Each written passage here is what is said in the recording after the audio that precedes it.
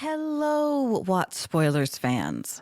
This week and next week are going to be a bit of a departure from our usual content. Over the last several episodes, we've been teasing you that we're starting a new project, and the time to unveil it is now. We're doing a first-time reader podcast of the Dungeon Crawler Carl book series, where I am the newbie and Seth is the veteran reader. If you haven't started the books yet, now would be a great time. Or you can just listen to me reacting to the first few chapters cold. That will probably be nearly as much fun.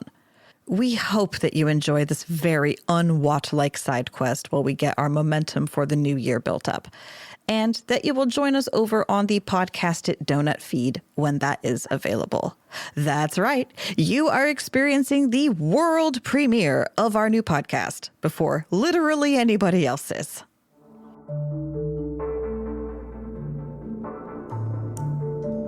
You are listening to Podcast It Donut, a first-time reader podcast about the Dungeon Crawler Carl book series, hosted by Aradia and Seth.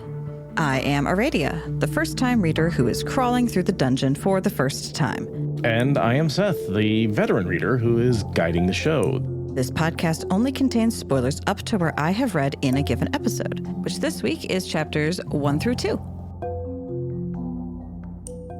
New achievement! Podcast Peruser. You are listening to a new Dungeon Crawler Carl podcast. That's pretty brave of you, considering the quality of most podcasts. Reward? If you like us, you get a new podcast. If you hate us, enjoy your smug sense of superiority. We are here in an attempt to podcast through Dungeon Crawler Carl. At the current moment, there are 7 novels out. My name is Seth. I have read all 7 novels several times by listening to the audiobooks. With me today is my partner in crime, my longtime co-host, as we've gone through the Wheel of Time spoilers, is someone who has not read the gospel that is Dungeon Crawler Carl, but is starting to. And so we are going on a journey through these books together. I am the guide, and for the most part, going to be silly voices, I guess. And all right, that's enough of that. Aradia. You kept that going so much longer than I thought you could. you know, that's pretty much the theme of these books. They keep you going so much longer than they think you're going to. So yeah, Aradia, tell me a little bit about your take on these books and why we're podcasting about them. Well, first of all, thanks for having me on this new game show called a First Time Reader Podcast. I've never done this. I podcast with spoilers, so this is different. This is going to be different. The concept of podcasting through books as I read them for the first time. I enjoy listening to other people do that. I've never done it myself. Hey, editing Aradia here. We're not even 5 minutes into our first episode, and I feel the need to make an appearance. Longtime followers of mine might have noticed that I misspoke here. I did actually do a first-time reader podcast a few years ago called the Hot Nuance Book Club with my 2 other friends, Allie and Bree. That was not identical to this because it was about revisiting childhood favorites with adult peers, but still it had a lot of the same Raffo-type energy that I'm excited about here on this show. You can find the now inactive Hot Nuance Book Club show on Spreaker or at our website, foxandravenmedia.com. And the first, most annoying, ridiculous part of this is that I had to stop at a certain point and not continue because of the sanctity of the podcast. And that was annoying. I already hate you. But otherwise, I'm super jazzed to give this a spin. You definitely gave it a pretty good pitch, but I wasn't really interested at first when you first mentioned these books. And then like a half dozen other people across various spheres of my online existence have mentioned this. These books are really, really good. Some in direct association with you, others completely unrelated to you. I just keep hearing good things and I keep hearing good things. And the comparisons being made to other book series, I was like, okay, it's snarky, fun humor. It's violent but silly and all these things. It sounded kind of good. And at this point, I'm feeling left out. At this point, I'm just feeling left out. And I'm also feeling left out of the first time reader podcast experience. It seems pretty fun and interesting and outside of my wheelhouse. And, our other big podcast, What Spoilers, is nearing its end. We're not done with it yet by any means, but we're much closer to the end than to the start. So, in typical ADHD fashion, I'm hopping on to the next project before I've actually fully finished the last one. But, I'm excited to see if this is going to be fun. So I know the books are fun. I know I'm definitely going to read the books. I'm interested. I'm very curious to see how podcasting through them might work. And one thing that I'm really looking forward to is not being quite as inaccessible as we were with What Spoilers, because you had to read and finish a 14-book series before you could even start the first episode. And so there was a lot of people, and they were like, oh, I want to listen to your podcast. And I'm like, well, there's the barrier to entry. And I feel like the new reader podcast format lets you go, oh, all you have to do is start these books to start my podcast.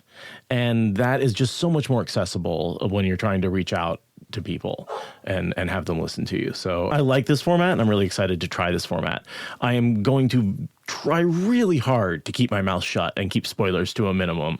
It is not in my wheelhouse to not spoil things. It is something that I have a lot of trouble with, and it's something that I'm going to probably get yelled at more than a few times during the course of this podcast. But I think I can manage. I'm going to take my lessons from the best. Hopefully let you lead and really just stick with doing some voices and some sound effects, and we'll see how much of that I can bring in and have fun with. Yeah, I love these books. I was uncertain of them. I had a similar journey to you where I was very uncertain about them. They seemed like very silly progression lit RPG stuff, which I've listened to a few of those, and they haven't really grabbed my attention because they feel very amateurish in some ways, right? Like the quality of writing wasn't there. It's nothing against the storyline. I felt like the quality, it felt like something I would have written when I was 15, right? Or when I was 35. Either way, something I would have written. And so, but then I came across this one, and it very quickly proved me wrong. And so I'm really excited to talk to you about these books, because I like talking about books. It is what we do. It is the entire basis of our friendship is talking about books. It's going to be very weird to be told to read and find out by you. I'm not used to that. That's going to be a weird dynamic to add, but I'm game. So without further ado, let's start. Okay. I want to read the quote at the beginning. Yeah. Right? Rome will exist as long as the Colosseum does. When the Colosseum falls, so will Rome. When Rome falls, so will the world. What do you think about that? I'm curious what you think about that quote and how it relates to the story, as sort of as the foundational quote for this story. Bread and circus, baby. Yeah. It's always about bread and circus. Entertainment, the glorification of violence, distraction from the humdrum oppression of regular life. This is one of the most important ingredients in the glue of civilization. Has been for a very long time. I don't know if that's a universal to the human experience, but it is certainly a massive part of the human experience. And to apply that to interdimensional alien type creatures and imply it's a universal to sentience is not a huge leap, I think. And it definitely also sets you up to understand that this is going to be some violent entertainment. Anything referencing the Colosseum is like, okay, so violence and entertainment is the theme. Okay, good. So I'm feeling a lot of what it says on the tin energy. The tin is giving me a lot of very clear warnings right off the bat. So you're expecting a little bit of gore? A little bit. Yeah. A little bit. Yeah. Okay. So we open up with this frigid winter night and Carl, opening the window up for a smoke, and the cat jumps out the window. Yeah, a very difficult, awkward situation, very humdrum. Relationship troubles, domestic troubles, climate troubles, chronological troubles, cat troubles. It's great. Big fan of a cat being here. I will say, just for the sake of the audience, I did message Seth at the end of my first reading section and say, you have to tell me now if Donut lives. I cannot read these books with the tension of not knowing. I can handle if she dies, if I know it's coming. because then I will not worry about it until I know what's going to happen, and then it will happen. It's fine. But I can't live with not knowing. And he's told me that so far, as far as the books have been written, Donut lives. And that's good because I like the cat. I like the cat being the inciting incident for him being outside. It's just the cat's driving everything. There is a life lesson here. I love it. It's not even his cat. I mean, he is her human, clearly, but, you know. So what do you think of Beatrice, the girlfriend, the owner of the cat so far? Like, what have you learned about her?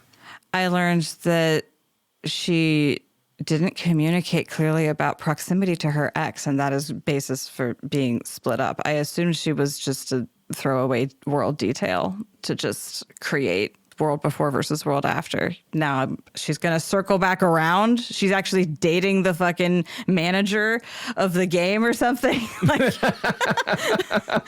sorry, guys, I'm going to speculate wildly. This is what I will be doing. Oh, no, the speculation's great. Yeah. No, there's a lot of characters who circle back around. There's a lot of characters who don't, right? Like he's definitely a gardener. And there's a lot of shoots that come up. And especially without the books being finished, there hasn't necessarily been payoff for everything. So there's a lot of things where I'll be like, that might come back around. Sure, because literally nobody knows. Yeah. Fair enough. Yeah.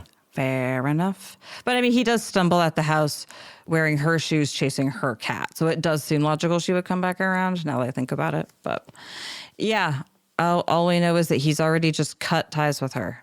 Immediately, like opening of the book, he's like, I'm done with that person completely. So if she does come back around, that will be an interesting bit of emotional baggage to reattach to the plot. One thing, there's a moment in here, he is saved by the cat, right? But he's awake smoking and opening the window. And I don't know if you remember, the reason he's awake is he was woken up about 2 a.m. having been startled awake by a dream. Oh. And I was wondering if you read anything into that. I did. Well, I read this like a week ago and then immediately was like throttling you to be like, we gotta go, we gotta record this. I think that it did strike me as, predictably precipitous that someone would be woken up from a dream before becoming the hero of a story. Because, there was a ripple in the firmament and it woke up, people who need to be main characters for a book series kind of thing. That does feel right. Yeah, it's this entire section that I read is just so drippingly tutorial level that like you expect it to fulfill every stereotype, right? Every line has to be another checkbox on like the stereotypes of tutorial level stories and games forever. So yeah, having your character have a dream connection to whatever's going on makes a lot of sense. Just because we talk a lot about dreams in Wheel of Time and, there's always that So he's out in the cold, right, trying to get the cat down. And Miss Parsons starts yelling at him. Yeah, this neighbor lady doing the crotchety old neighbor lady thing. And then... And then... And then everything inside of the footprint of the building becomes game material and everything outside of the footprint is not. And her head being outside of the window is not. And it's very fucked up. The building vanishes and he looks down and there is a head at his feet and it's just all so nonchalant and absurdist and it's just like, okay, so that's how it is. All right. Feel like a little bit of a tone setter for the series. Yep, I'm definitely feeling like the tin is continuing to provide me with warning labels about what I will find inside. It's really messed up, the idea that every building everywhere has become insta-compressed into its atomic structure atoms so it can be reconstituted into this game. The whole world has been remade just all at once. Like the power of that, the catastrophe of that. And like he thinks about like on the daylight side of the world, there's a lot more survivors. Right. On the nighttime side of the world, most people will die. On the daytime side, it will be different because a lot of people will be outside because it's the daytime. But that just is almost more horrifying because then you know that those gates are being absolutely like crowd crushed as people like scramble to get into them in the middle of this like apocalyptic moment. It's, the fact that he's by himself it's eerie, but at least it's not like, people rushing the exit on a sinking ship kind of thing. It's real messed up. If that's the level of violence that we are starting the book with on like page freaking 2, yeah, we're going hard, I guess, because that's a lot of death to have as the inciting incident for your level 0 character. Everyone on Earth in a building just died. That is so many people. There's too much power. Whoever these alien interdimensional being creatures are, like, it's so terrifying that they have that kind of precision and total capacity. Where do you think that comes from? Any ideas? Any clues? The center of the Earth, the center of the galaxy. Like, I don't know. Something to do with money. The game announcement thing, there's a corporation behind this. There's some sort of like metaphysical spirit of gold or something that's like masterminding all of this. There's something about capitalism having an embodied avatar. But if it's powered by Sagittarius A star or just the core of our little old Earth, I don't know. Like, I really don't. You notice that none of that language, all those robotic announcements you're talking about, none of that's in English, right? Yeah. Oh, yeah. The translatey thing. It was giving me a bit of 3-body problem with the way that the text was showing up in the vision and you can't get rid of it and stuff. And the way it was showing up to donut. I also love the fact that like somehow they're able to translate into cat.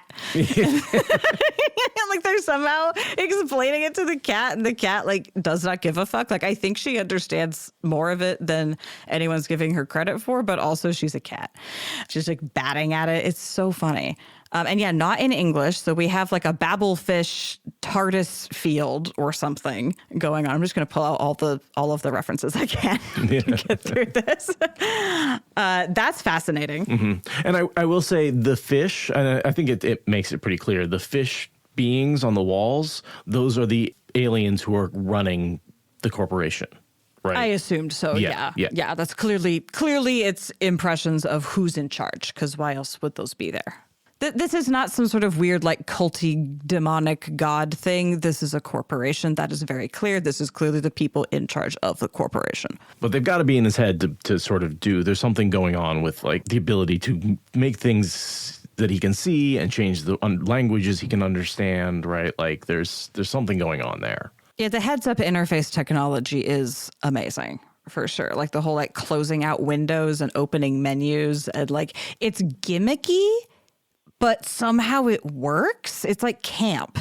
Like the gimmick is like campy because it's like, this is too gimmicky to possibly work. But the author is so just, that's what we're doing now, that like it actually does work. And I mean, obviously I don't want all the violence, but I'm like, man, that is the heads up display I want. You know, I want menus on the world. Like, I know the whole like joke about like, we want subtitles on life. I want so much more than subtitles. I want to be able to right click things. I need to be able to right click and query objects in my world. And like this book is just like, oh yeah, here's how that would feel in your brain. I'm like, yeah, I want that. I don't need the aliens with the violence, but I do need their heads up display technology. This is very cool. Well, we're getting those, what was the glasses, the Facebook glasses, the Meta glasses came out that have screens on them. And apparently they're actually pretty good. Yeah. But that's the problem is now going to be social. Like, how are these, you think about like what you want to use it for, and then you think about how other people are going to use it, and you go, oh God, maybe I don't want this technology. Right. Well, and also there's the lack of personal free will agency when they just get in your head without your consent. They can make you see or hear whatever they want. Can they control your actions? Can they blind you? You know, and there's a lot of really creepy implications for technology that can just get in your head this good. But, you know, I still wish I could right click things with my mind. So there's a couple of things here in the rules, right, that I think are kind of interesting. One, any surviving humans will be given the opportunity to reclaim their lost matter. Yeah, that's real twisted. Like, do they mean like as solid blocks of material, or do they mean like restored the way it was before? Like, what does reclaim lost material specifically mean? So I'm curious if you have any thoughts on what you think it means. I'm very concerned that they mean a pile of elemental ingots and everyone's still dead. Like, yeah, we put it back, but like they didn't put it back. The world is still ruined. Everyone's still dead. All of that harm has still been done, you know, but we gave you back the literal material spoils technically. Like, I'm worried that there's going to be that's the kind of gotcha that is there in the end lurking. already. I already don't trust these people. There's too much weird game show legalese. This feels like a lottery game, and the house always wins at a casino. And so then we have the 18-level world dungeon. And so the idea is if you get to the 18th level, I'm curious where you think people have gotten to before, how often the game gets won if there's 18 levels. How many planets of sentience are there to do this to?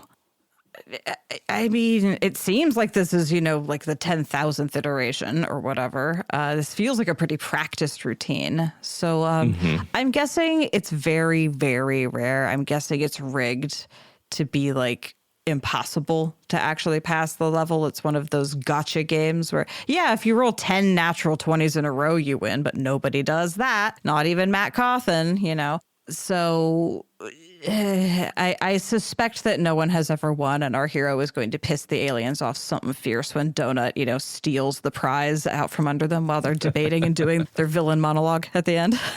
So then sort of get the information about the entrances and stuff like that.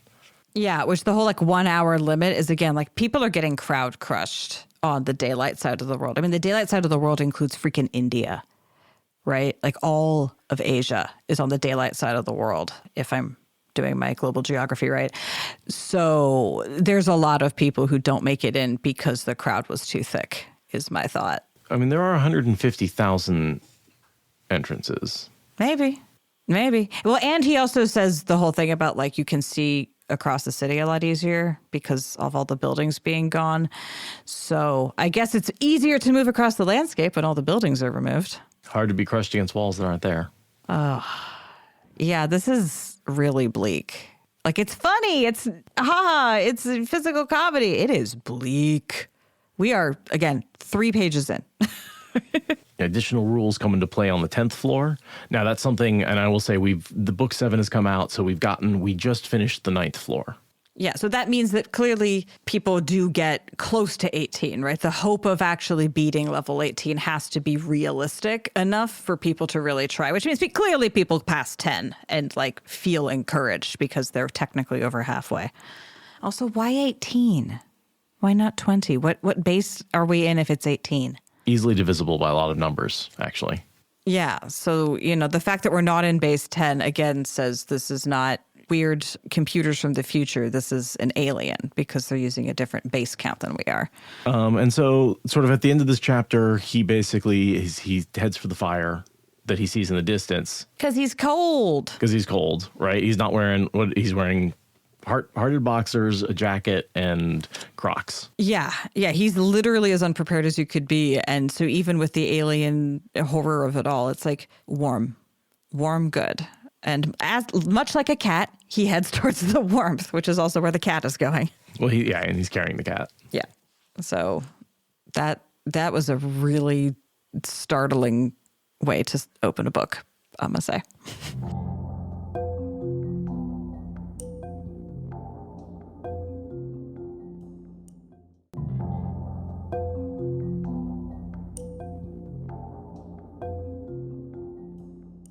And then we also read chapter 2, right? Yes, I did. So this is in the dungeon.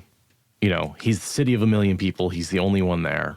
Tells you about your survival rate, right? There's a couple other entrances, so maybe 3 or 4 people survived in the whole city, but that's very low. Right, because even the houseless population was in shelters because it was too cold to be out that night. So yeah.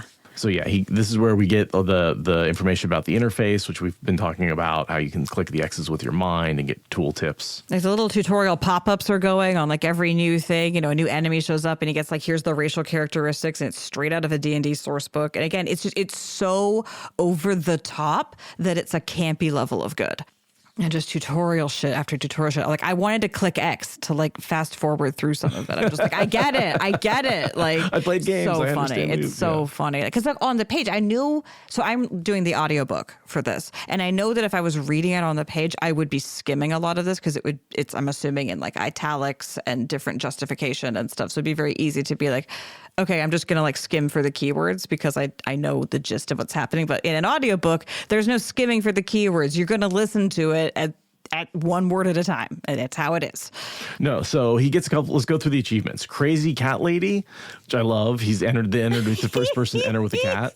I love the participation trophies of all, like they made enough different achievements that like no matter how you enter the world, you're going to get like many participation trophies to start your character. So funny. Well, and there is this AI, right? And so I think it's coming up. It's able to invent achievements on the spot as well. Oh, that makes sense. That makes sense. I think that's partially how it's doing it. And partially it's just like, yeah, this has been going on for so long and it's there's a set of rules that exist. One of the first 5,000 crawlers to enter the New World dungeon, right? So that's actually because he was running and it appeared right next to him and he immediately beelined for it. So because he was starting to freeze. He was very motivated. Yeah. So he gets a good reward for that. Empty pockets because he didn't bring anything. And new achievement. He gets an award for having no pants. No pants. Which is great. And he gets a gold apparel box. You're like, maybe it'll be pants. Spoiler, it's not pants. The whole like getting different achievement boxes of different like metal types. It's just, again, so ridiculous. I love it. And then it ends with new achievement, loner, reward, none. You are so dead. Just the humor's really good. I just love the way the achievements. And the audiobook leans into it really hard. Yeah, that's really where I love it, right? Is like because the audiobook does such a good job. Reminds me a little bit of Portal, where you have like this artificial humored robot that's also a little nihilistic over your shoulder, spouting funny things. Yeah, you do love the slightly nihilistic, silly AI assistant in a video game. It's a good gimmick. I'm okay with it. So he immediately falls into a trap by following a sign that says "the tutorial guide" instead of the tutorial guide as he's sort of going out. And so then we have this whole interaction with the goblins. Yeah, which is the art cover for the audiobook is the goblins on this murder wagon chasing a very poorly equipped humanoid person. And yeah, so I knew that scene was coming because I'm like, oh, 3 goblins trying to like giggle and kill. Like that is such a tutorial level monster. And like the levels are all correct and he gets the little health bars and like it's just the most ridiculous. But like there's also this real violent fear, right? Because we saw the neighbor lady get beheaded by the house being removed while her head was outside, right? Like this isn't gonna just like bounce back and reset you to the start level. Like this is real. He will die a horrible death if he doesn't deal with this right now. It's a game and it's not a game.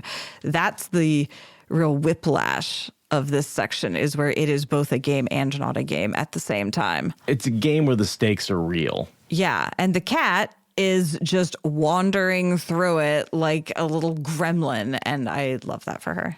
So he finds the tutorial guild and he's banging on the door and it's all locked.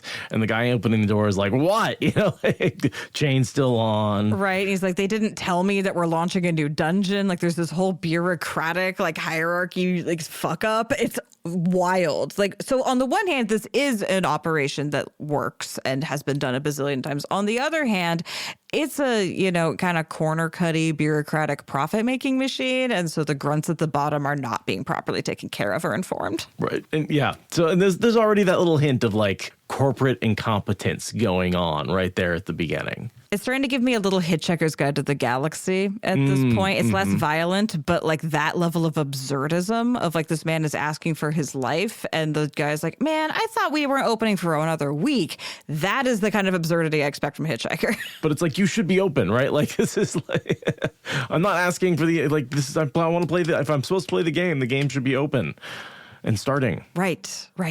But and honestly, it's even less Hitchhiker's Guide and more like some Terry Gilliam movie. And then I love, he's like, well, I can't open the door. You took too long. There's a monster right there. And he's like, I took too long. You could have opened the door 20 minutes ago. Right. It's ridiculous. Yeah. And then the cat goes in. Yeah, because he can sneak in through the open door. And he's like, you have to get your cat. Like your cat's not allowed to be in here. And it's like, oh, so I can just break the rules?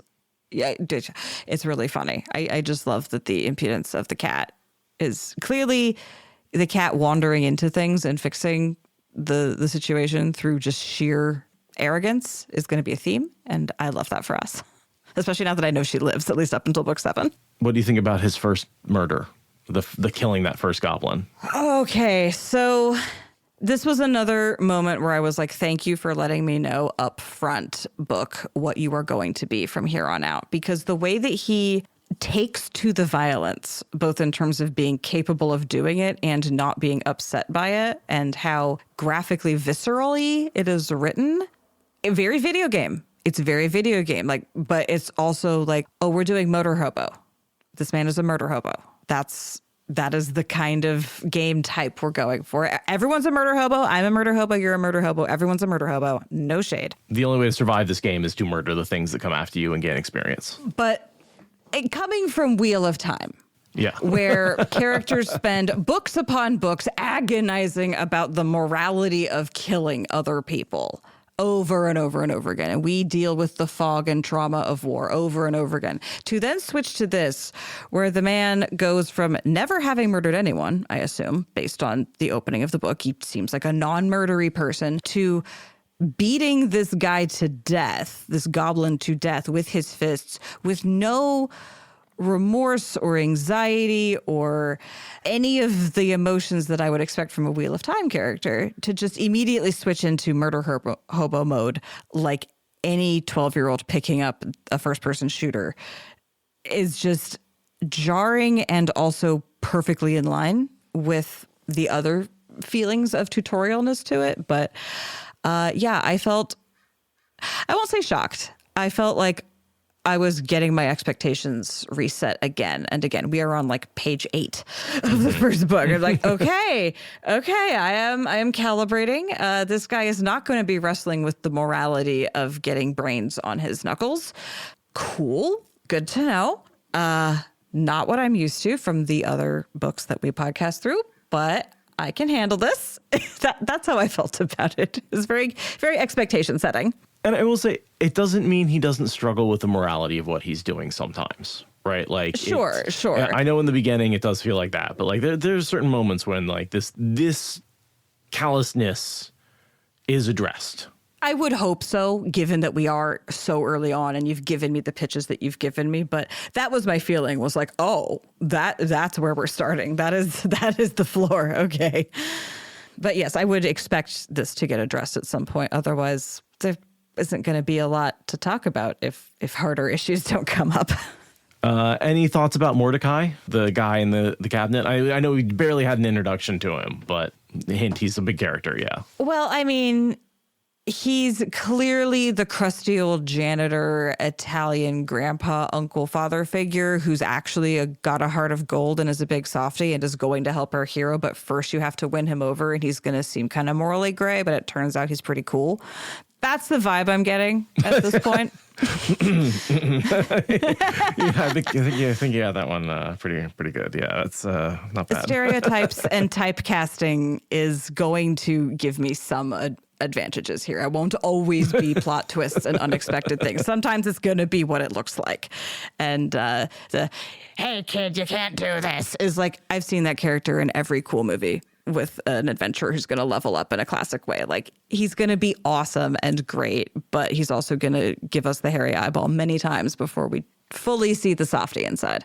And I will say, I think that in the way that Eye of the World is very much modeled on Lord of the Rings, and then the series goes from there into its own unique, interesting way. And Eye of the World certainly is its own unique, interesting thing, but you can see the imprints of Lord of the Rings on it from where he took the casting off, like it's there. It's really easy to explain that book through that model. Exactly. Yeah. And so I feel like this series has a similar sort of, there's some typecasting going on in this book that gives you the structure and familiarity to start the story, but then it goes its own way as the series goes on.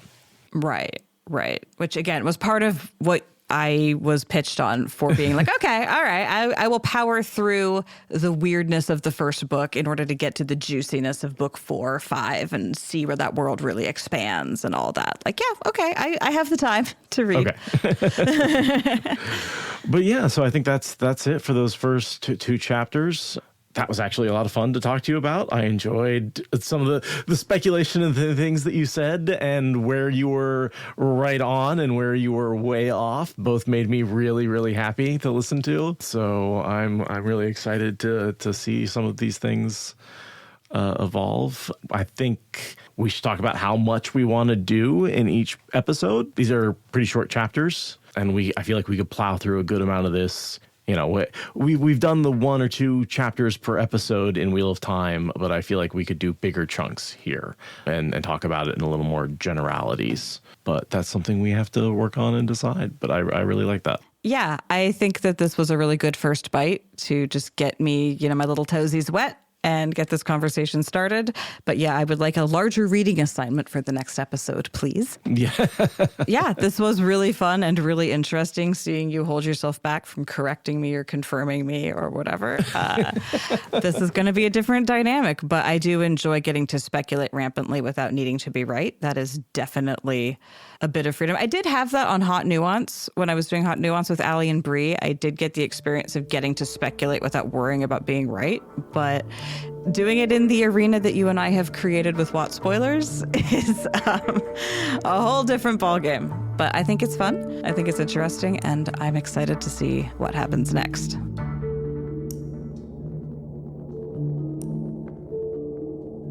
Thank you for listening to Podcast It Donut.